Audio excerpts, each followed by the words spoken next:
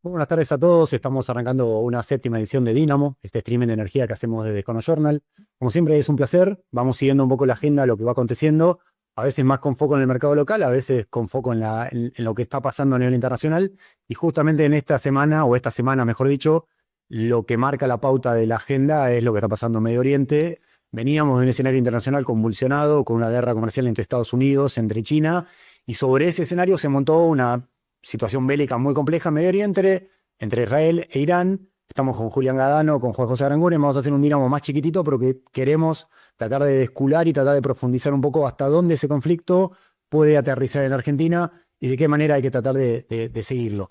A ver, es un tema del cual sé muy poco, Julit. Voy a requerir mucha introducción en este sentido, pero uno lo que ve es que Israel hizo una avanzada militar muy inesperada, muy eficaz, si se quiere, sobre Irán, eh, con el apoyo de Estados Unidos.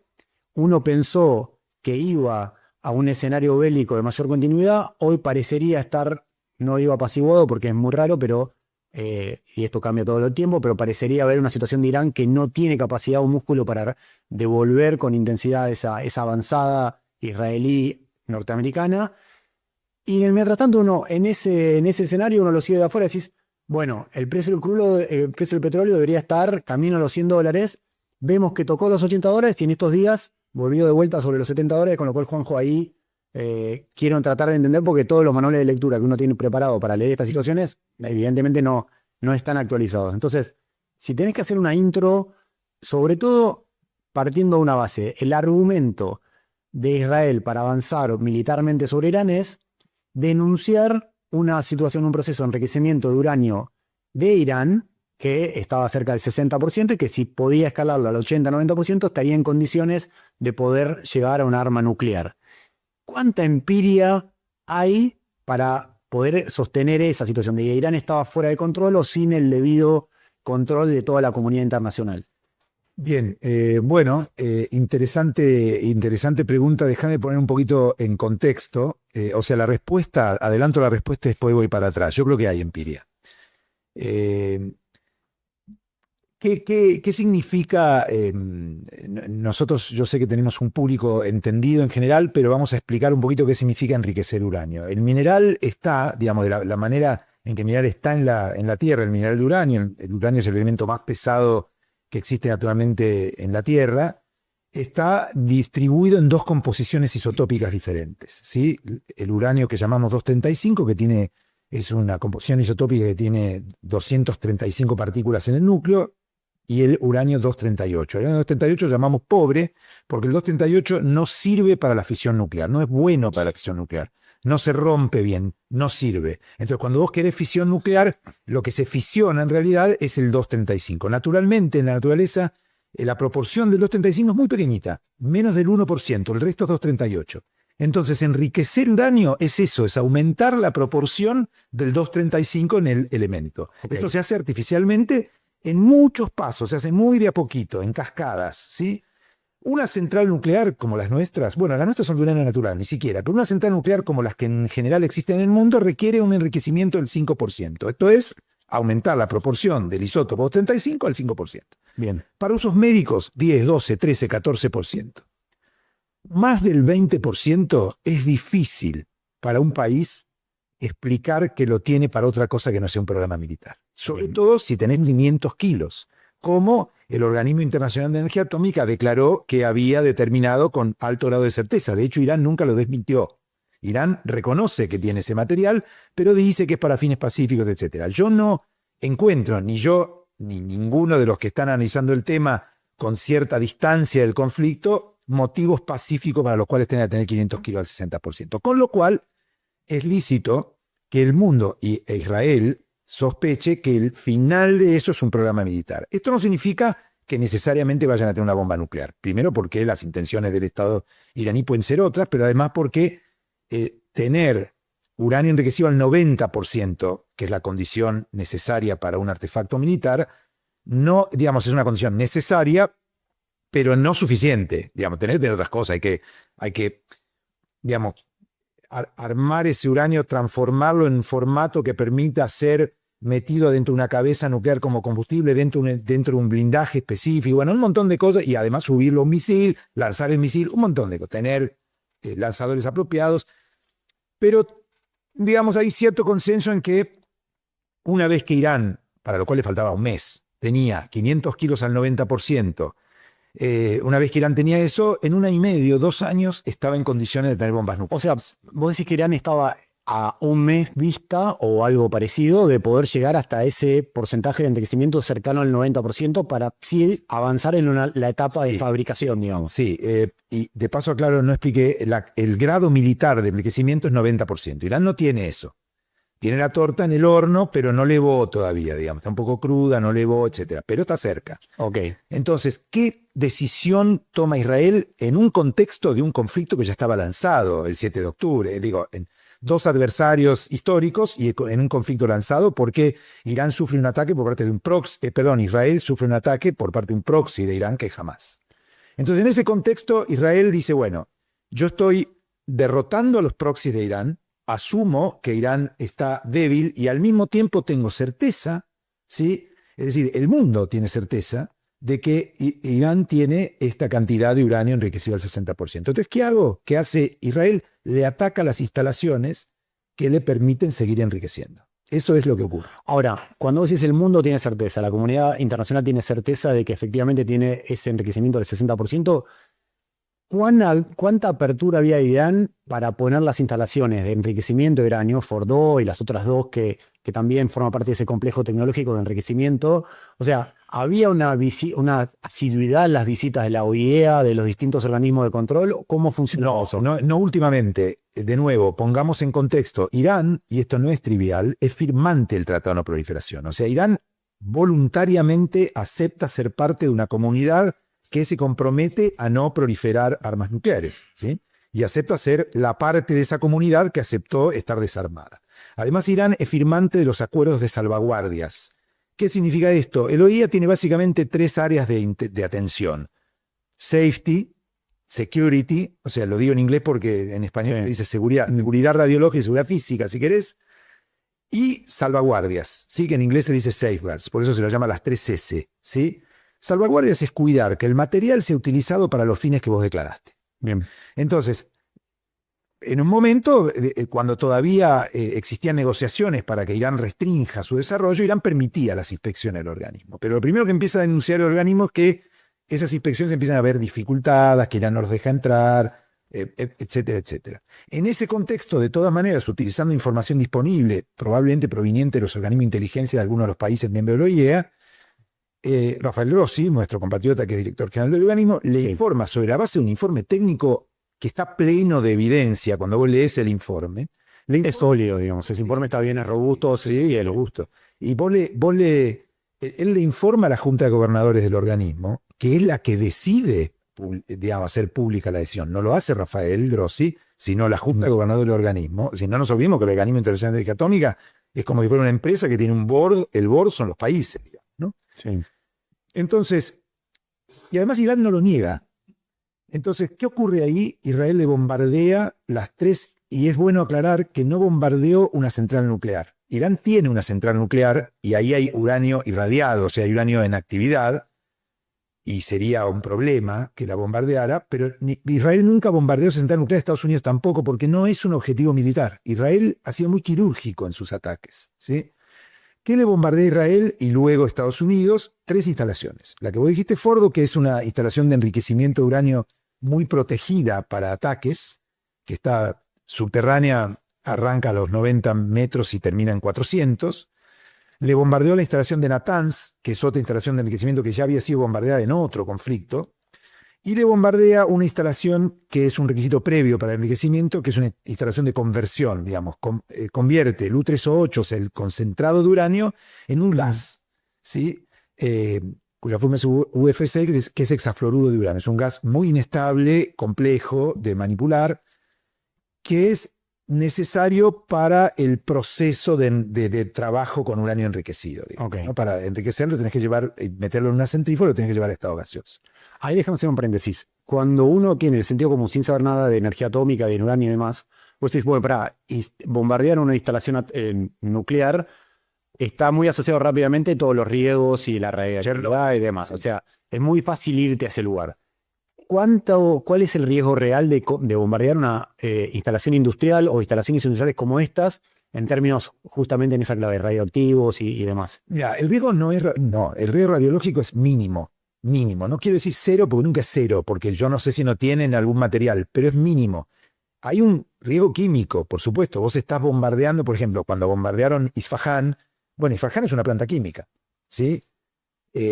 Quizá la analogía no es la mejor, pero bueno, vos bombardeás una refinería, tenés un problema, no es que no, pero no vas a tener un problema radiológico, ¿sí? Okay. Vas a tener un problema muy localizado, muy local, extremadamente local. Y en el caso de las dos plantas subterráneas, es un problema que además se minimiza por el hecho de que están enterradas. Entonces, bueno, probablemente. Ahora, el riesgo es químico, no es radiológico, porque no se bombardeó una central nuclear. Okay. ¿Sí?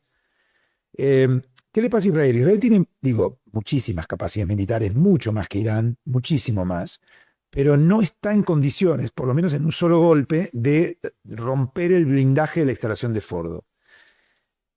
Yo creo que la verdad que el liderazgo de Israel, el primer ministro, se ha comportado de manera inteligente respecto al conflicto, ha entendido el conflicto, ha entendido por dónde lo tenía que llevar. Sí. Claro, esto más allá de si nos gusta políticamente o no, ¿no? No está bien. Lo llevó a Estados Unidos al conflicto. Yo creo que Estados Unidos no tenía tan claro que iba a intervenir en el conflicto un mes antes y terminó interviniendo para poder acelerar la negociación. Siendo determinante también por la capacidad tecnológica. De hecho, esta guerra también tiene un montón de componentes complementarios, como el uso de inteligencia artificial, digamos, aquellos que son curiosos de entender el análisis, de estudiar el bombardeo de Fordo y el rol que tuvo la inteligencia artificial y los nuevos sistemas de digitalización. Y la nueva artificial también, digamos, los organismos de inteligencia. Tremendo, digamos, o sea, es brutal eso. Para cerrar, ¿no? Entonces, Estados Unidos sí tiene esas capacidades, sobre todo tiene las capacidades de transportar con los famosos aviones invisibles, que no son invisibles, pero que reducen la capacidad del radar, digamos, minimizan el rebote de la señal del radar, y además es un avión que transporta 2 bombas de 13.500 kilos cada una, que son bombas que son taladros en la práctica, digamos. No es estrictamente así, pero funcionan como si fueran eso, penetran el blindaje y explotan una vez adentro del búnker. Ahí ya no necesitan mucha capacidad explosiva, porque imagínate una explosión dentro de un búnker totalmente cerrado, no necesitas mucho para... Totalmente. Yo creo que ahí Estados Unidos, ¿qué hace? No creo que Estados Unidos tenga mucho interés en intervenir de manera permanente en el conflicto, sino que hace una intervención absolutamente quirúrgica para moverle el statu quo definitivamente a Irán. Decirle, bueno, tu interés en esto, tu objetivo de máxima era destruir a Israel, lo dicen aparte. Y tu objetivo de mínima era lograr enriquecer uranio para tener la bomba, para destruir. Bueno, yo te cambié ese objetivo. Así, ya está, ese objetivo no lo tenés. Ahora tu objetivo es sobrevivir. Si esto funciona así, finalmente, porque el mundo no es tan racional, pero si imaginemos que por un segundo el liderazgo iraní también lo entiende así, mi objetivo ya no es enriquecer, por lo menos por ahora, dentro de 10 años veremos. Entonces, si mi objetivo es sobrevivir, eso lo va a llevar a tomar decisiones compatibles con Israel. Es decir, Israel dice, bueno, mientras vos no enriquezcas, esto te lo estoy diciendo yo, es una interpretación, ¿no? Sí. Mientras vos no enriquezcas y me garantices que vas a ser vigilado y me garantices que no enriqueces y quizás haya un pequeño cambio en los pesos políticos adentro del régimen, más influencia de las Fuerzas Armadas y menos de los ayatolás, quizás Israel también compra eso. En un contexto imperfecto, lleno de caramuzas, en un acuerdo de paz que va a estar todo el tiempo marcado por te bombardeo, me bombardeas, etcétera, pero me parece que eso da lugar a un statu quo nuevo. Digamos. Un nuevo escenario. A ver, esta pintura, a modo de introducción que hizo Julián, hay un tema, Juanjo, que me gustaría empezar a tratar de entender el impacto en el sector energético. ¿Por qué? Porque si uno aplica una mirada muy lineal, decís conflicto entre Israel e Irán, que involucra a su vez a otros países como Qatar, como Emiratos, como Arabia Saudita, el precio del crudo debería ya estar rápido, cercano a los $100 o cerca de las 3 cifras. Y lo que vimos en estos días es que si bien la semana pasada llegó a casi los $80, tuvo $79, después volvió a bajar y está en 70, 71, $69. O sea, volvió a retomar la tendencia en baja que tenía desde que se lanzó la guerra comercial entre China y Estados Unidos. Y la verdad, ahí es como que se te queman los papeles, porque la verdad que mucha gente, te veía mucho, de hecho había funcionarios provinciales, lo hablábamos recién fuera de fuera antes de empezar a grabar, que decían, no, bueno, crudo vaca muerta de vuelta a 80, $85, ¿qué va a pasar? Y hoy ese escenario no se está confirmando, no se está validando. ¿Qué es lo que lees ahí?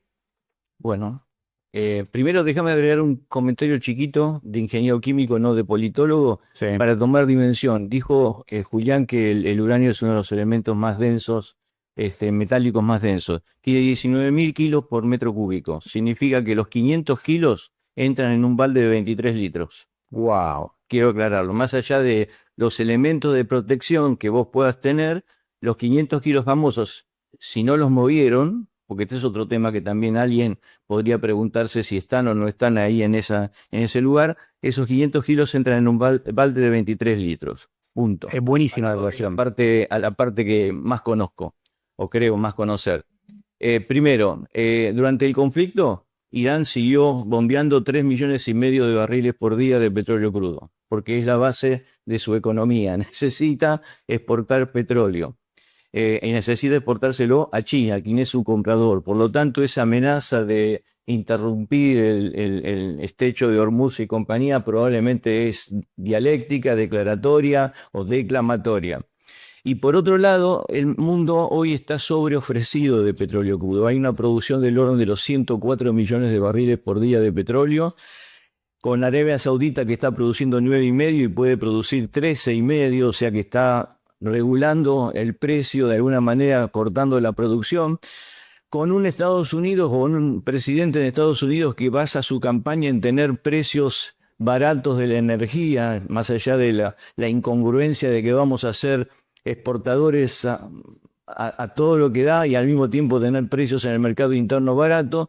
Y un elemento adicional, una China que está ralentizando su crecimiento del Producto Bruto Interno. Por lo tanto, el precio, más allá de los accidentes que pueden ocurrir, como es una guerra o un potencial guerra, responde a oferta y demanda.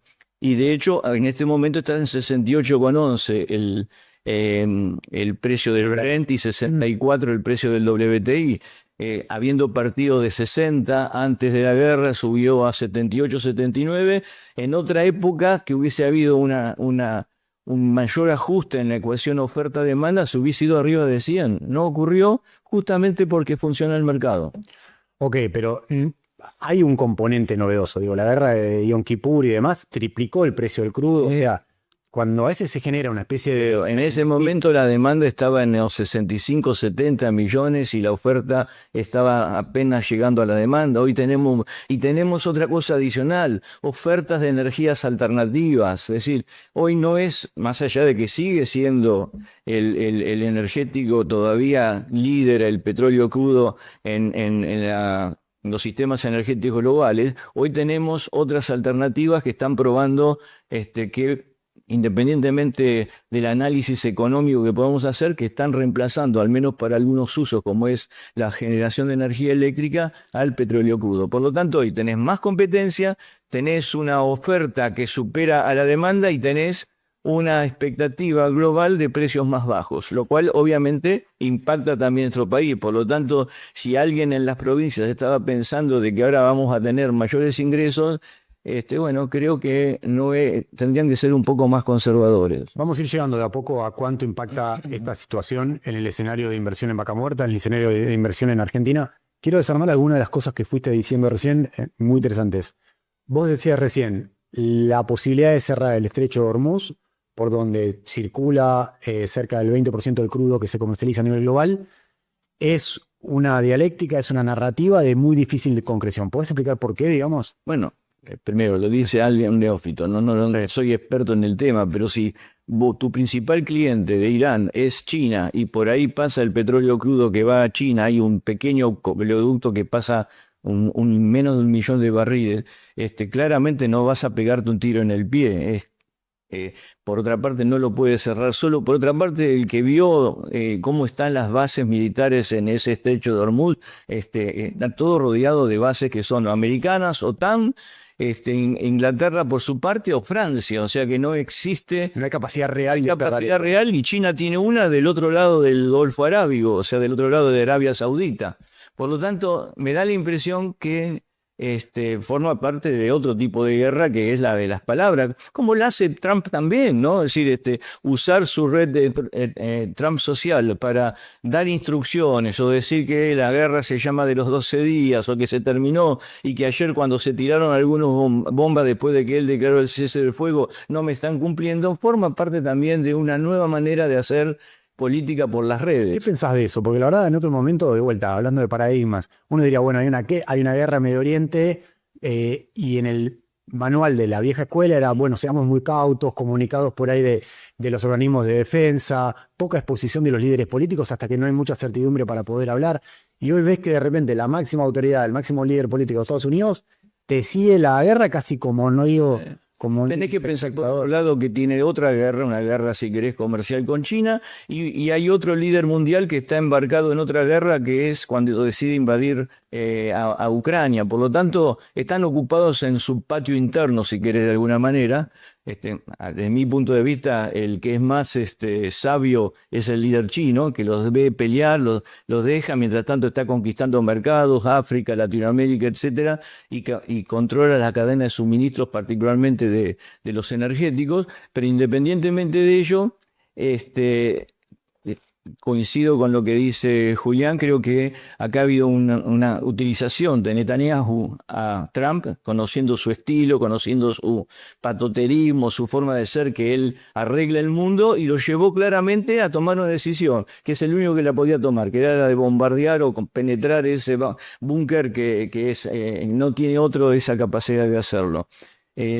La respuesta del mercado es lo que se ve, que hoy los ciclos son más cortos de lo que era antes. Antes, cuando vos tenías un conflicto, bueno, tenías un problema de 2, 3, 4 meses, lo hemos sufrido acá en la Argentina, y esto ha sido cuestión de días, y ahora tenés que pensar que tiene una capacidad, Irán por lo menos, y también algo Israel, una capacidad militar diezmada. Porque no sé, creo que tenía 1.400 misiles y ahora tiene un tercio o 40% menos. Nada. Al lado de lo que tenía, nada. O sea, al lado de Argentina tiene un montón, pero no tiene nada. Pero lo que quiero decir es que ahora cambia el escenario y por lo tanto, independientemente si lo que buscaba el Estados Unidos era un cambio de régimen, lo logre o no lo logre, queda muy debilitado Irán. Quiero hacerte una pregunta y después vuelve la pelota para Juli, digamos. Vamos a hablar recién, bueno, termina primando la oferta y la demanda. Hoy tenemos 104 millones de barriles de oferta y no sé en cuánto está la demanda, digamos. No, la oferta y demanda se juntan. Okay. El stock queda como una variable, pero siempre están juntas. Ok, estamos en esa situación. Entonces termina de vuelta domesticando el precio del crudo en la banda de los 60, 70 dólares, que era lo que es funcional al programa económico de Estados Unidos de bajar, de no meter presión sobre la cadena o derivados de energía, que es lo que termina provocando inflación y demás. Más allá del famoso lema ya del drill baby drill, digamos, de perforen todo lo que puedan en Estados Unidos, que con este precio de 60 dólares, al contrario, uno lo que ve es que hay mucha menos actividad. Yo la pregunta concreta es, ¿hasta dónde que haya un precio cercano de vuelta a 70 dólares hoy, mientras estamos grabando este Dínamo por lo menos, significa que el objetivo de política pública de Estados Unidos se cumplió y hasta dónde es un elemento fortuito que involucra otras variables que no está controlando Estados Unidos? No es solamente un objetivo de política pública de Estados Unidos, es un objetivo de todos los actores del sector energético. Arabia Saudita, Estados Unidos produce 13 millones de barriles por día. Arabia Saudita es el principal productor, produce 9,5 y podría producir más. Ese precio de 60, entre 60 y 70 le satisface para poder desarrollar sus riquezas, cuanto más tiempo mejor, porque es el que tiene, o uno de los países que tiene más reservas en el mundo, por lo tanto necesita tiempo para monetizarla. Por lo tanto, al mercado le satisface ese nivel de equilibrio. A todos los actores, tanto. Sí, si no se modificaría, si de golpe no ocurriría, se reuniría la OPEC Plus y diría vamos a cerrar la canilla, más allá de los acuerdos que se puedan lograr, que no siempre son de acuerdo al papel que se firmó, y harían algo para que el precio suba, independientemente del requerimiento de Estados Unidos. Porque por otra parte también lo que uno tiene que pensar es esa producción, ¿por cuánto tiempo se puede sostener? Es decir, hay muchos indicios de que la explotación no convencional Estados Unidos alcanzó su plató, es decir, que ya como es una explotación intensiva, modo factoría, se perfora y se fractura en forma muy urgente, muy rápida, ya alcanzó un plató y por más que vos quieras seguir facturando, no alcanza a mantener la producción y por lo tanto, tal vez aquellos que tienen mayor producción convencional, como son los países árabes, están esperando para ver si en algún momento baja la oferta de Estados Unidos y eso puede hacer que el precio suba. Ahora tengo una pregunta para hacerte, me parece re interesante estos fenómenos de que el shale o los campos no convencionales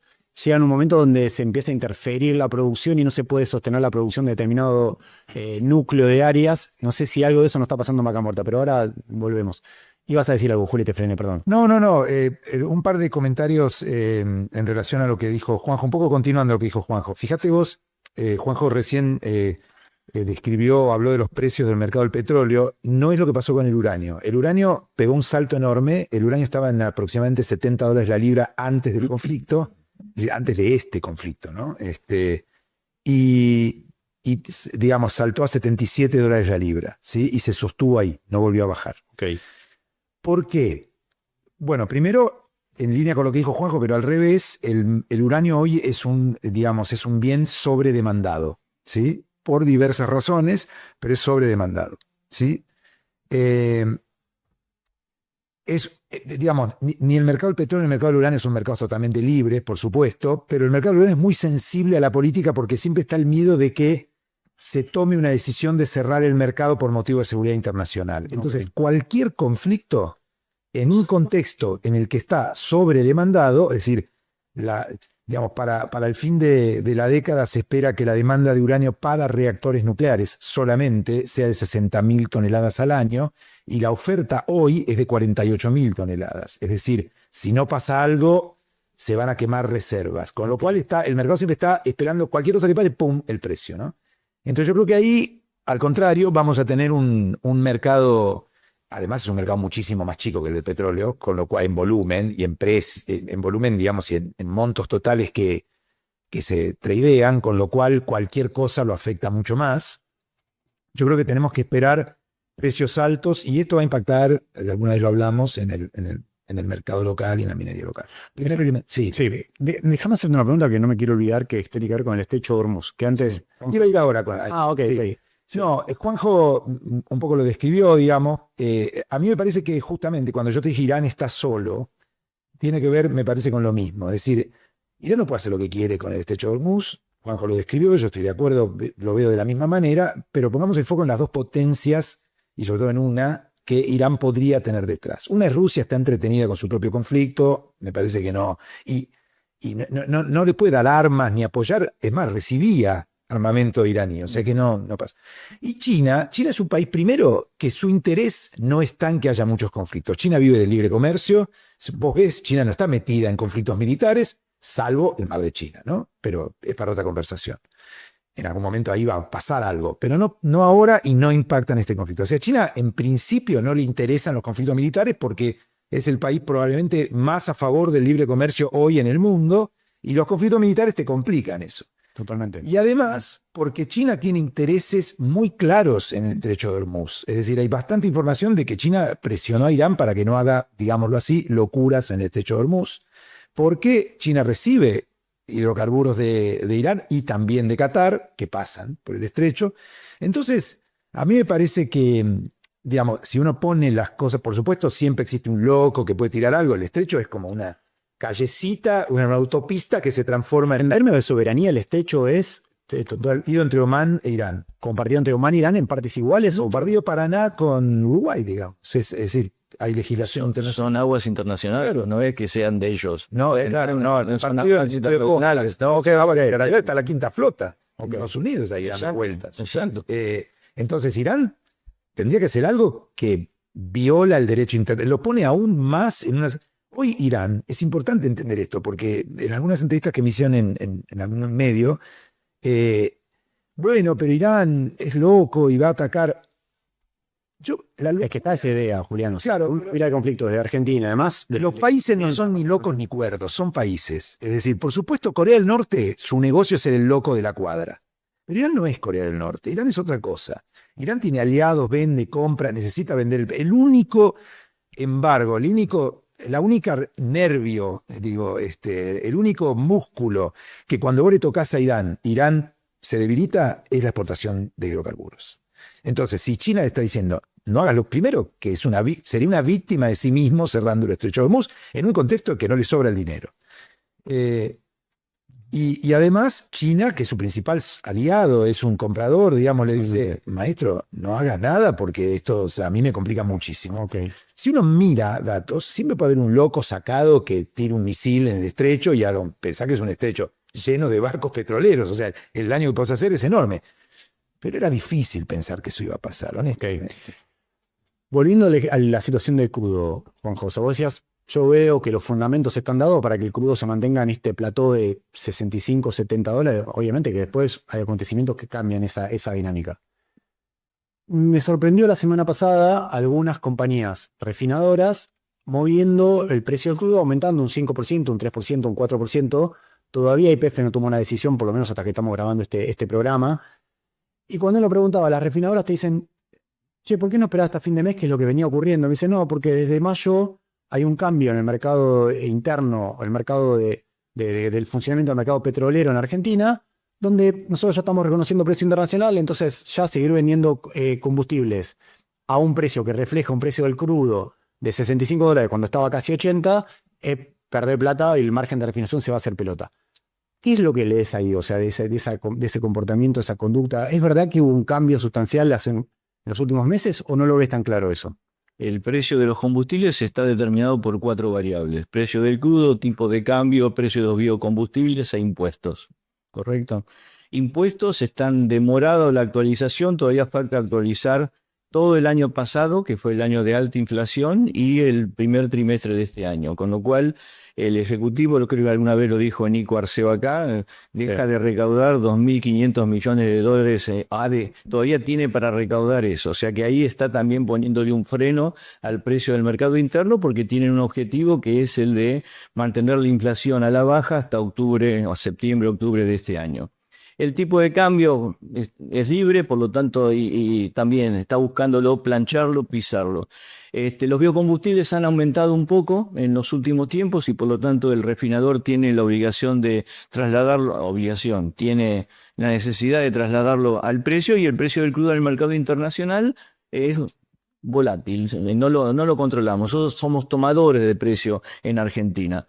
Por lo tanto, creo que es saludable que una vez que nos acoplamos a los precios internacionales, y cuanto más cercanos estemos a la paridad de exportación, que es lo que nos va a permitir a nosotros tener precios bajos tanto de crudo como de gas en la Argentina, mejor. No está mal que nosotros reflejemos ese precio y no inventemos cosas como el barril criollo, que si bien lo mantuvimos en alguna oportunidad cuando tuvimos que manejar esta parte de la cosa pública, creo que eso es pernicioso en el largo plazo, en ese contexto. Por lo tanto, vos tenés que ver que los que primero reaccionaron son las 2 refinerías o las 2 refinadoras que no tienen producción propia, que es Trafigura y Raízen. Fueron las 2 primeras porque toman el crudo al precio del mercado que se define en función del momento en que se hace el bombeo en el oleoducto, que se carga el barco 3 días alrededor del Beos Lake. No, pero ahí hay un elemento novedoso que es, vos tenés YPF y Action Energy, que es una compañía controlada por el Pan American Energy Group, digamos, está integrada.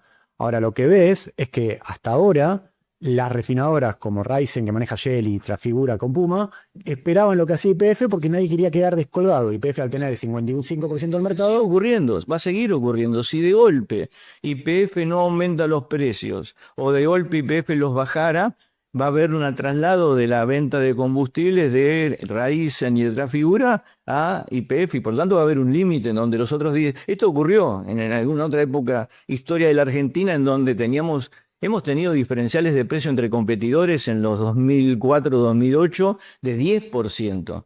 Y la motivación de un consumidor para comprar combustible no es solamente me decían que estaba, o sea, ahí la semana pasada chequeé ese dato, me decían que estaba cerca del 10% la brecha entre YPF y el resto. Yo lo viví, o sea, era responsable porque éramos los que teníamos los precios más altos. Sí, sí, pero hoy me decían que también YPF estaba muy... En algunos lugares del país puede ocurrir Ah, que ok. sea así, y como te decía antes, la motivación de compra es variable, es calidad, percepción de calidad, cómo está la estación de servicio, la cercanía, o sea, son varias las motivaciones de compra de un combustible. Pero, guarda el vaso, Sí. siempre hay un límite en el cual si uno se pasa de rosca, la venta se cae mucho. Y por lo tanto, los ajustes se van. Y YPF tampoco puede aguantar mucho tiempo porque no tiene capacidad para abastecer el 100% del mercado. Por lo tanto, este es un mercado chico, 530.000 barriles de crudo, procesado de crudo en el año, y nosotros producimos 760.000, con lo cual nos sobra para exportar. Y por lo tanto, y un tema adicional que vos decís, YPF y Action pueden aguantar porque tienen crudo propio. Bueno, la única manera de realizar valor que tienen esas compañías es no vender crudo a un tipo de cambio a exportación y venderlos en el mercado interno a pesos. Por lo tanto, también la única manera de tener un margen de YPF como de Action es vendiendo en el mercado interno a un determinado precio. Si ese precio, por distintos motivos, lo llegaran a bajar, tienen una menor rentabilidad. ¿Y para qué necesitan la rentabilidad? Para seguir invirtiendo en Vaca Muerta, para seguir invirtiendo en VEMOS, en el gasoducto. O sea, YPF y con sus socios solamente van a buscar 1.700 millones en el mercado, pero hay 1.300 millones de dólares para hacer el oleoducto Vaca Muerta Sur, que va a ser equity, lo van a poner ellos encima de lo que hay que poner para producir gas y petróleo en Vaca Muerta. Es decir, el proyecto Vaca Muerta Sur, que por ahí lo que no lo están siguiendo tan de cerca, es un mega oleoducto con una terminal de exportación en Punta Colorada, en Río Negro. Tiene un costo cercano, veremos de cuánto, porque está abierto todavía, cercano a los 3.000 millones de dólares. YPF y sus socios, Pan American Energy, Chevron, Shell, Pampa, Plus Petrol, y ahora se está sumando Tech Petrol, tienen que financiar a través de un modelo de Project Finance cerca de 1.700 millones de dólares. Eso se está cerrando ahora en junio, veremos a qué tasa. Es muy importante porque hay un problema cada vez más grave. De hecho, deberíamos hacer un especial de Dínamo o un capítulo de Dínamo dedicado a la falta de financiamiento. Está habiendo muy poco financiamiento disponible para la Argentina. Siempre hubo poco, pero ahora tenés varios proyectos de infraestructura como este que están chupando, están llevando financiamiento, y hay un montón de empresas tecleando o no pudiendo acelerar la inversión porque no hay, o sea, no puede convalidar tasas del 12-13% de Sí, sí. financiamiento. En principio, el Project Finance lo que te permite es estar justificando, garantizando con la producción. Vos podés hacer una prefinanciación de exportaciones, por ejemplo. Sí. Entonces, de hecho, gran parte de la exportación que ha hecho Pan American Energy en Cerro Dragón lo ha hecho siempre prefinanciando exportaciones. Por lo tanto, no podía nunca dejar de exportar porque necesitaba repagar los préstamos que tenían. Pero esos son las obras de infraestructura que van a permitir que Argentina, en vez de estar produciendo 760.000 barriles, produzca 1,5 millones de barriles en 5 años. O en vez de producir 145 millones de metros cúbicos por día, produzcamos 250 millones de metros cúbicos por día. Déjame aprovecharte, ya que estás hablando de ese tema, de vuelta. Quiero simplemente una primera pregunta de algo que vamos a profundizar en adelante.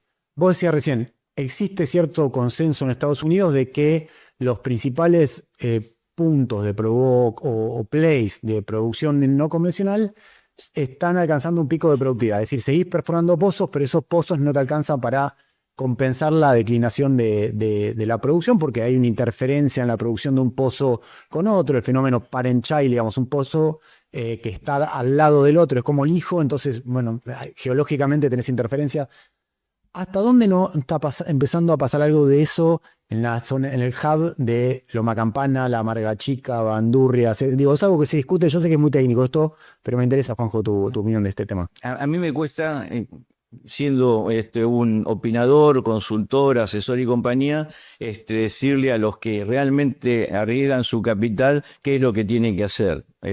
Porque saben qué es lo que tienen que hacer. Primero, nosotros tenemos hoy 51 concesiones no convencionales en Vaca Muerta, de las cuales solamente están en desarrollo 12 o 14, nada más. O sea, todavía el resto está para empezar su etapa de desarrollo. Tenemos algunas muy importantes como Loma Campana, La Amarga Chica, Bandurria Sur, en petróleo como Fortín de Piedra, en gas como La Calera, etcétera. Y todavía tenemos el 10% del territorio explotado. Tenemos 2.000 pozos en Vaca Muerta contra 25.000, 30.000 que hay en los distintos places en Estados Unidos. O sea, y de hecho, además, Vaca Muerta tiene diferentes landing zones, o sea, lo que llaman la cocina o lugares donde hay una alta concentración de orgánico, está en 3 niveles. Y todavía abajo de Vaca Muerta hay otra roca formadora que se llama Molles, que también puede exportar gas. Por lo tanto, yo creo que hoy a veces en Argentina lo que nos pasa, cuando queremos ser exitosos, que empezamos a preguntarnos, ¿será cierto? ¿No podemos hacerlo? Y eso actúa como una máquina de impedir, me da la impresión. Yo creo que claramente aquellos que arriesgan el capital son los que tienen que tener la información necesaria para decidir qué hacer. Los problemas que puede ocurrir de interferencia entre pozos que ocurren se resuelven, y para eso está toda esta etapa de la curva de aprendizaje para hacerlo. Y como ha cambiado la longitud de los pozos, como ha cambiado la cantidad de etapas de fractura, hoy lo que necesitamos es mejorar la productividad. Pero insisto, viendo el panorama mundial, viendo que hay otras formas de energía que cada vez van a estar aumentando, desde mi punto de vista, cuanto más rápido y en más cantidad podamos monetizar nuestras reservas transformadas en recursos y monetizarlas luego vendiéndolas, más exitosos vamos a poder ser a nivel empresa y obviamente a nivel país, porque vamos a poder evitar que dejemos hundido petróleo y gas para cuando el mundo no lo necesite. Y es válido casi para todos los recursos naturales que tenemos. Bueno, ni hablar minería, ni hablar yo, digamos, enfatizo en eso porque es un tema que obviamente nos obsesiona, ¿no? Ojalá en la Argentina tiene la sensación de que está pasando, pero ojalá se consolide la idea de que nosotros los recursos naturales, para que se transformen en riqueza y para ayudarnos a resolver los problemas que tenemos, lo saquemos, y lo saquemos cuanto antes. Aprovechemos cuando las ventanas de oportunidad están abiertas, porque después ese recurso se puede reemplazar por otra cosa, puede volverse, digamos, no demandado en el mercado. Tenemos enormes oportunidades ni hablar de los hidrocarburos y de lo que puede pasar, lo que dijo Juan, con petróleo y gas y en minería, ¿no? Ahora, mira, una sola cosa hablando de esto. Hace muy poquito el IAPG terminó de hacer un análisis de cuáles son los recursos, las reservas, disponibles en Vaca Muerta. Y un número que sacó son 320 TCF. Nosotros consumimos en este momento 1,8, 1,9 TCF. Con todos los proyectos del LNG que están en carpeta, que obviamente van a estar sujetos a FID, van a estar sujetos a aprobaciones faceadas, o sea, no es que ya está todo hecho, todo decidido, se van a consumir unos 35, 40 TCF. O sea, tenemos para 100 años de gas natural. La pregunta es, ¿el mundo va a seguir consumiendo gas natural dentro de 100 años? ¿O mejor que... Y cuando ocurra eso, los precios, si hay otra energía que reemplaza, ¿van a estar altos o van a estar bajos? Por lo tanto, el momento de precios altos, el momento de demanda es hoy. Ahí tengo varias consultas, digamos, o dos por lo menos. Una, esto del financiamiento. Decimos, proyectos de GNL, hay varios, YPF tiene distintas etapas. Después está el proyecto Southern Energy, que es este nuevo vehículo societario que nuclea a Pan American Energy, YPF, Harbour Energy, Pampa y Golar, que es el tecnólogo noruego que aporta a las terminales flotantes de licuefacción. Requiere un músculo de inversión muy importante, o sea, gasoductos dedicados de un lado o del otro. Estamos hablando de ahí por lo menos 10.000 millones de dólares de inversión. El de Golar solo, la primera etapa, ok, es un barco flotante. Con un gasoducto dedicado tenés 1.500 millones de dólares de gasoducto dedicado, más otras obras que hace hacer, cerca de 2.000 millones de dólares, y después tenés los proyectos de YPF con Eni, con Shell, o sea, es mucha plata. ¿Qué se puede hacer para que haya más financiamiento en Argentina cuando vos ves que realmente la falta de financiamiento, el proyecto puede ser muy lindo, el fundamento de negocio puede estar, pero después si uno no puede haber gente que consiga la plata, no se puede hacer la obra, digamos. Mantener reglas durante el tiempo, independientemente de que cambien los gobiernos, tener una economía estable, eso significa un tipo de cambio que se mueva con una inflación a la baja, seguir produciendo lo que nos comprometemos a producir para que cada vez podamos generar más divisas. El año pasado exportamos la balanza neta fue 5.700 millones. Ayer se conoció el dato de mayo, vamos por los 3.015 millones a pesar de los precios bajos. O sea, este año tendríamos que estar más cerca de los 7.000 que de los 6.000, todo eso ayuda a poder justificar lo que es importante para que el financiamiento aparezca, que el riesgo país baje. Con un riesgo país de 650, 700 puntos, nunca vamos a tener tasas como las consiguen Paraguay, Uruguay, Perú, no, y países que no tienen petróleo, que no tienen gas natural. Nosotros lo tenemos, por lo tanto, creo que el mantenimiento de esas reglas es un poco el RIGI, lo que tiende a hacer es blindar el futuro por 30 años a los efectos de decir, al menos va a haber una protección con arbitraje en el exterior, elección del inversor, para que no volvamos a las andadas. Ahora, el RIGI, en términos de instrumento, de instrumento que genera confianza para que el inversor extranjero concrete su inversión en Argentina. Te lo pregunto como asesor, como persona que además es advisor de algunas empresas mineras. Uno lo que siempre se pregunta es, ¿son instrumentos que son suficientes para que una empresa apruebe una inversión de 2.000, 3.000, 4.000 millones de dólares que no puede hacer modularmente, sino que tiene que ir de manera agresiva, intensivamente con la inversión? Ya hay dos empresas que lo han hecho.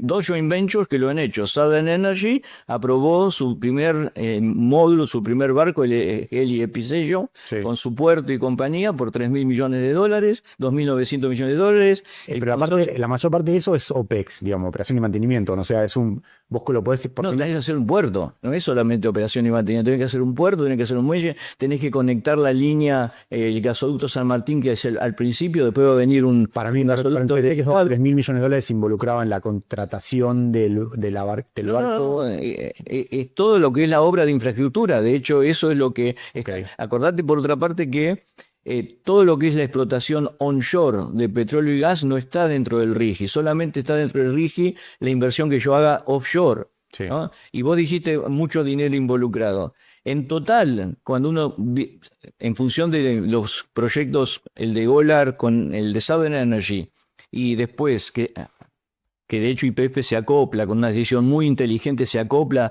al de Southern Energy y cambia la idea original que tenía cuando tenía el proyecto de Petronas, de en vez de hundir en tierra capital, tener barcos flotantes, que también te da un reaseguro como inversor, que si te cambian las reglas del juego, te lo llevas el barco a otro lado. Los que tiene con Shell, por ahora, con otros cargadores que se van a informar dentro de poco, y con Eni, con otros cargadores que se van a informar, si todo eso se logra aprobar y compañía, estamos hablando de 45.000 millones de dólares. Pero además, De inversión en toda la total cadena. para infraestructura. No, para infraestructura. Solamente para infraestructura. A eso tenés que agregar que si hoy en Vaca Muerta se están invirtiendo 11.000 millones de dólares, y esto doy un número al voleo, queremos duplicar la producción de petróleo y gas, vamos a tener que invertir 22.000 millones de dólares. Entonces, cada año se le agregan 10.000 millones de dólares más a lo que hoy ya se está invirtiendo. Y quiero hacerte un comentario que creo que es relevante y por el cual soy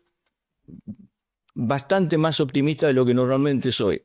El ciclo del no convencional es un ciclo corto. ¿Qué significa? Que es muy susceptible a variaciones de precio y regulatoria. Por lo tanto, hoy que el 60% de la producción de petróleo en Argentina es no convencional y el 70% de gas es no convencional, significa que si el precio cae, la inversión baja. De acuerdo. Pero también si la regulación se modifica, si pongo un impuesto a la exportación del 45%, o sea, la misma naturaleza de la explotación no convencional lo que hace es blindar ante locuras de los funcionarios públicos al sector energético. Hay una nota en Econo Journal que creo que Juanjo, vos hablaste y es muy interesante, digamos, búsquenla por ahí, googleenla, que justamente es esto, la propia naturaleza productiva del no convencional te educa mucho más rápido a los actores que toman decisiones que era el convencional. Lamentablemente en Argentina se desfasaron los precios internos del petróleo y el gas durante una década, entre 2000 y 2010,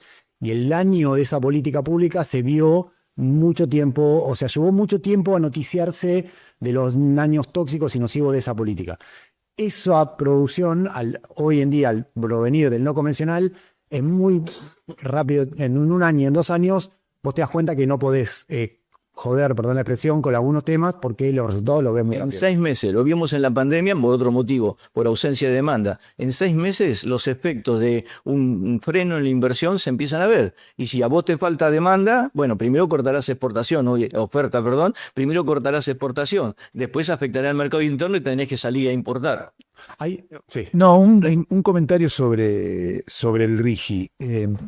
Porque flota esto de que el RIGI no hay tantos proyectos y yo creo que ahí, además de lo que dijo Juanjo, digo, el RIGI, ¿qué es el RIGI? Finalmente el RIGI es una herramienta especial de transición para un país como el nuestro. Si nosotros fuéramos, no tengo un país desarrollado, fuéramos Chile, no necesitamos el RIGI. El RIGI pretende compensar, digamos, la desconfianza que hay de la Argentina con blindajes, ¿no? Sobre todo a futuro. El RIGI tiene plazo. Yo lo que veo, digo, no es solo una intuición, sino por fuera del mercado de hidrocarburos, lo que veo es que, digamos, también vamos a ver mucho el semestre que viene, porque el RIGI tiene un plazo. El RIGI tiene un vencimiento en julio del año que viene. Se puede prorrogar 2 años más, pero en principio aparece una fecha ahí. ¿Sí?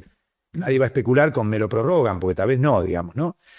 Entonces, salvo que vos tengas un negocio, digamos, en el que, salvo que algún elemento exógeno te obligue a acelerar la inversión, como puede ser el caso de los hidrocarburos, de Vaca Muerta Sur, de lo que está pasando en Punta Colorada, etcétera, no veo por qué alguien tiene que salir corriendo, digamos, y acelerar los planes de negocios cuando tiene plazos que le puso el marco. Yo lo que veo es que hay muchos proyectos, por ejemplo en minería, pero otros proyectos, incluso en la industria nuclear, que están, digamos, trabajando sobre la base de que, bueno, en el primer trimestre del año que viene es donde hay que cerrar el proyecto para entrar al RIGI, recordando que el RIGI es un marco regulatorio especial, digamos, finalmente es un proyecto intervencionista donde hay autoridad de aplicación, etcétera. Uno desearía que las cosas no estuvieran.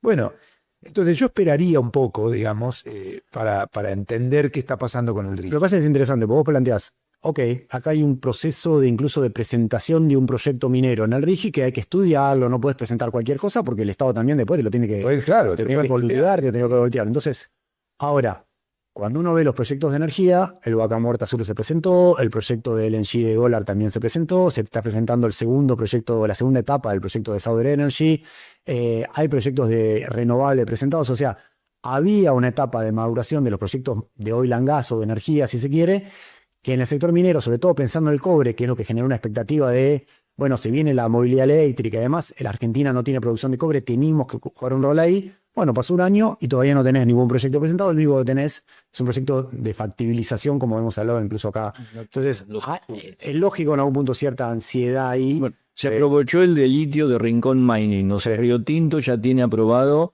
un proyecto por 2.790 millones de dólares para producir litio en Rincón y tiene otro presentado para Catamarca en este caso. O sea, los de cobre son una magnitud de inversión mayor y también tenemos que tener en cuenta algo.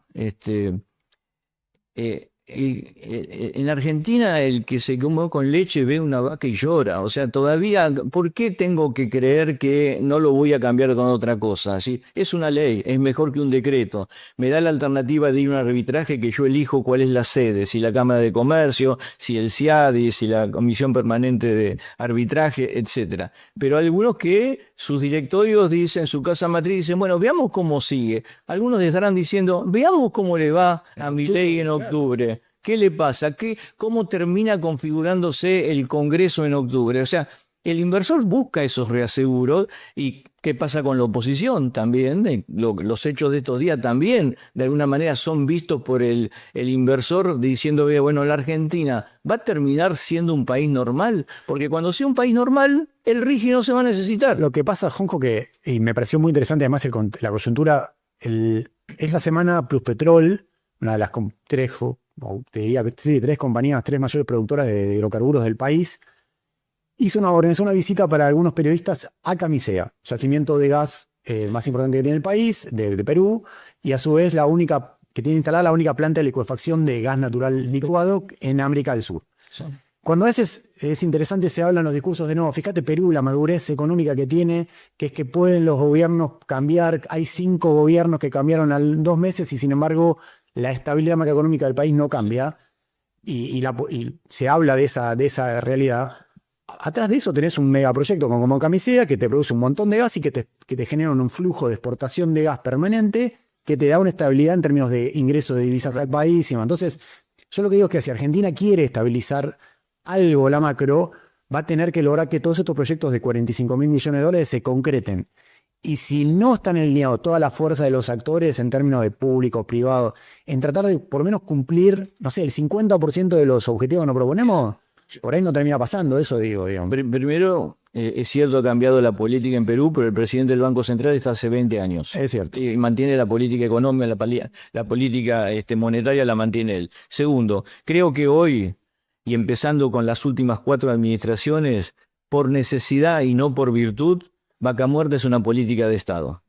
Sin vaca muerta, este país hoy estaríamos en el horno, por lo que dije antes, 60 y 70% es no convencional. Gran parte de eso es todo vaca muerta. Por lo tanto, hoy es muy difícil que si hay un recambio y gana otro partido político, que no es el actual, que es el que propuso el RIGI, que como una ley tendrían que modificarlo, cosa que va a ser difícil, que siga con esta forma de poder mejorar la macro a partir de monetizar nuestros recursos. Se acabó la época de vivir con lo nuestro. Antes pensábamos en chiquito, nos mirábamos el ombligo. Es el libro lindo que escribió Aldo Ferrer, Vivir con lo nuestro, pero el mundo cambió. Tenemos que producir energía para el mundo. Cuanto más energía produzcamos para el mundo, más bajo va a ser el precio en el mercado interno. Un líder poderoso internacional que me parece que está leyendo. Ferrer, yo estoy de acuerdo con vos, pero habría que... Sí. Déjame decir algo, porque vos mencionaste el cobre. Sí. Yo insisto con lo del RIGI. Me parece que si nosotros estamos evaluando el éxito del RIGI ahora, la estamos pifiando. ¿Por qué? Porque el RIGI, bueno, vuelvo, hay tiempos políticos, hay planes de negocios que llevan tiempo a hacer. Es que la idea no es evaluar la efectividad o no del RIGI. El tema es qué más se puede hacer para que los proyectos, en este caso mineros, de cobre, o de uranio también, uno podría decir, che, ¿por qué no proponerse como país tener un proyecto de uranio presentado en el RIGI, incluso con el RIGI pensando en una extensión de RIGI un año más? O sea, finaliza en julio de 2026, lo podés probar, no me acuerdo si un año. El Ejecutivo puede prorrogarlo un año. Un año, hasta 2027. Sí, no dos, uno. Sí. ¿Por qué no nos proponemos como país tener un proyecto de uranio presentado a julio de 2027? Entonces es un mercado con actores privados, Yo digamos. Yo prefería cobre. Uranio, no por menospreciar el uranio, pero el cobre, y yo creo que cobre lo va a ver.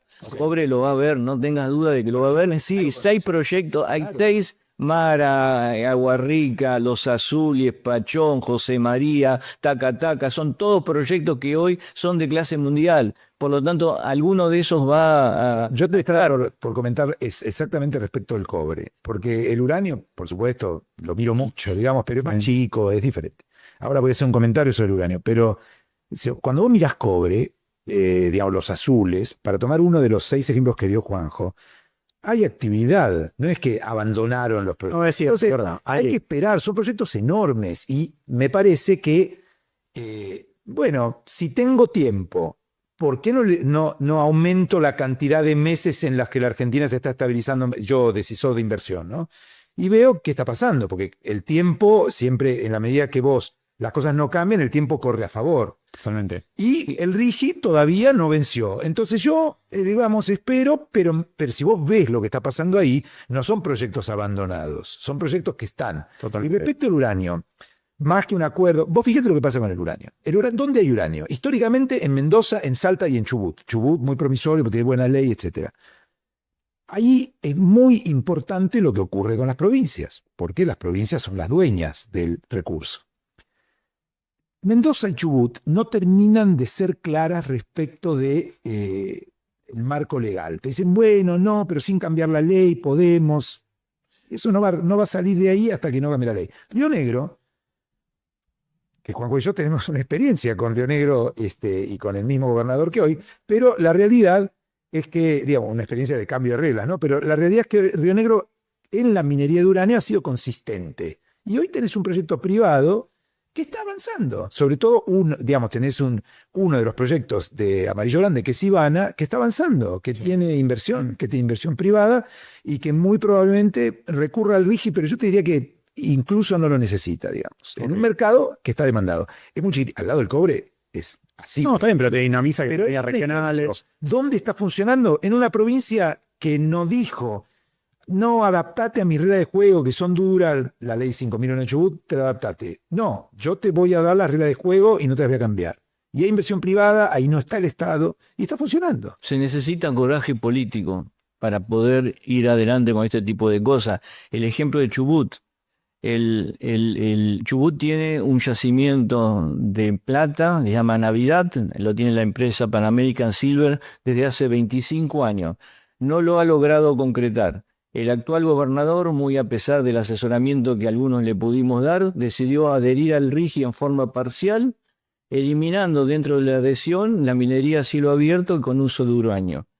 En el mundo se sabe hacer las cosas a cielo abierto y con uso de uranio. Y una provincia que hoy está reduciendo su explotación extractiva de petróleo y de gas, el gas tiene poco, sería ideal que pudiera reconvertir su industria extractiva en plata, por ejemplo. Y sin embargo, lo sacó del RIGI o no adhirió al RIGI. Con uso de uranio o de cianuro, digamos, o preliminar. No, era de cianuro. perfecto. Si yo dije uranio, me equivoqué, no cianuro. Perfecto. Estaba mirando los precios y empezaron a aumentar desde que dijiste De que eso. Pero Mendoza está un poco más avanzado. Hay un proyecto de cobre chiquito en San Jorge, en el norte de Mendoza, Sí. que es muy probable que sea aprobado dentro de poco. Estuvieron acá los directivos. Yo voy a decir algo así como un plan, No puedo decir lo que nos cierre también. porque estamos- posición, digamos. Yo tengo simpatía personal e incluso política por el gobernador de Chubut y por su equipo. ¿Sí?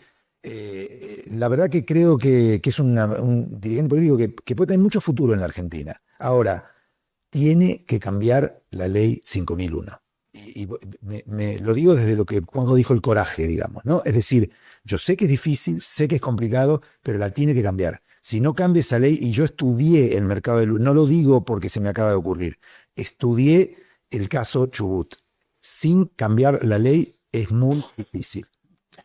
Vamos a dejar acá. Empezamos hablando de un escenario internacional convulsionado por la guerra en Medio Oriente y terminamos hablando de minería de uranio en Chubut. Se fueron edificando puentes para llegar hasta ese lugar. Así que bueno, nada, un placer. Saben lo que disfrutamos este espacio. Síganos en redes, tanto en Instagram como en LinkedIn, en TikTok, en Twitter o ahora X. Cada 2 semanas estamos. Así que nada, un placer como siempre. Un abrazo.